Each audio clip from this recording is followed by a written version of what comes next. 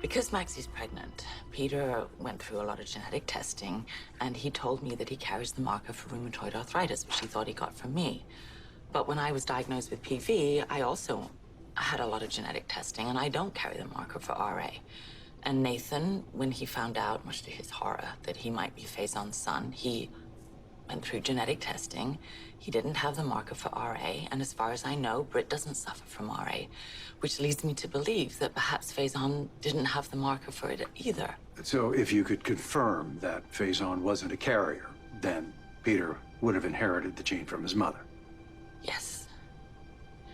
That would make Alex his mother. And that's why Finn and I were in your lab, because we know that you're conducting an experiment on the brains of serial killers, and we know that Faison's brain was donated to you for the study. So if you would release it to me or a sample, then I can get it genetically tested and I can get the answers that I want. I don't know what else to do, Kevin. I really don't. I'm not going to release Faison's remains to you, Anna. I can't. Anna, Faison's organs were donated to scientific research by his next of kin, Peter.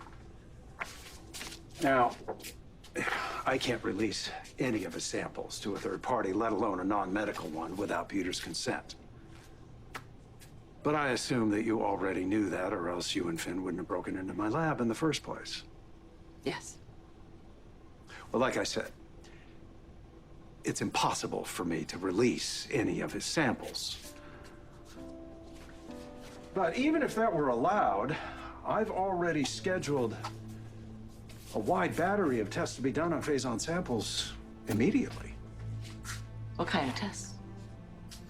Well, no one has actually looked for a link between sociopathy and autoimmune disorders. Now, there probably isn't one, but I think it's worth an investigation just to confirm. So tonight, I'm having Faison's samples tested for a variety of genetic markers, including type 1 diabetes, Addison's disease,